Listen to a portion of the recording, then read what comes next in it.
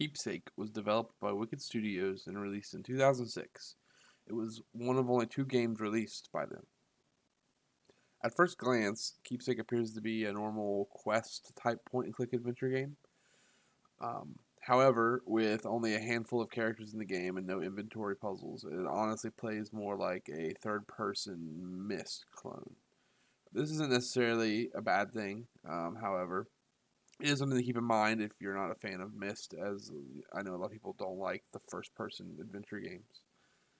The only 2 points of contention I really have with the gameplay at all were the insane amount of walking that takes place in the game, and the difficulty ramp of some of the final puzzles.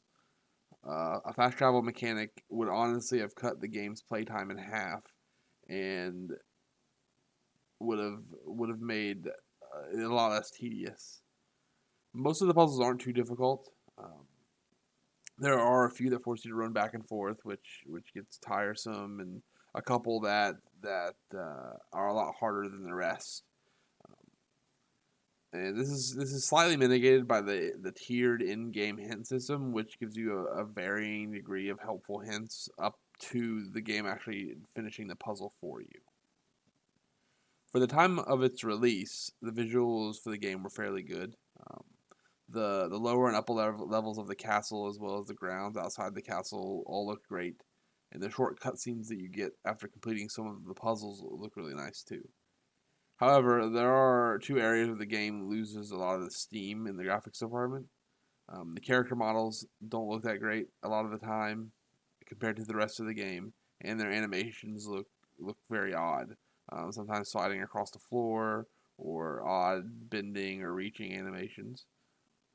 Also, the flashbacks that are shown in the game aren't shown in traditional cutscene style. They are still images overlaid with a voiceover, and the characters often look deformed, especially the child characters have very large heads, almost the same size as the adult heads for the adult characters.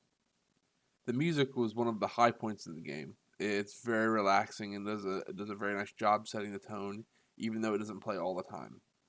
In fact, the music being absent for large chunks of the game definitely helps add emphasis to the emptiness of the castle and how alone you are.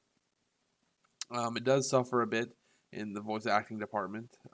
Most of the lines aren't delivered very well, with only really one character not sounding really terrible, and even Nolan North doesn't do that great of a job. Going with only subtitles for this game may not be a terrible idea. The story in Keepsake isn't anything exceptionally groundbreaking, but what it does well.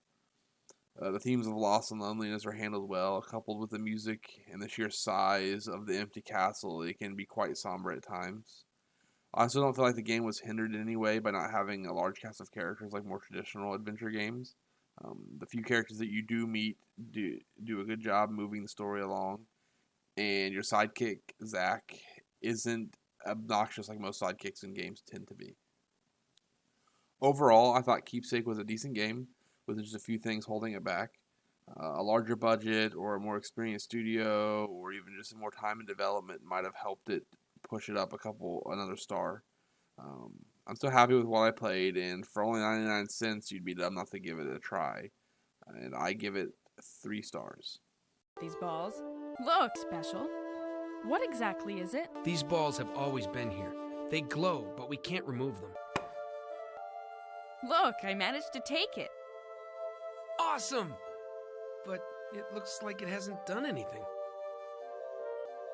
I'm sure there's something we can do with these balls.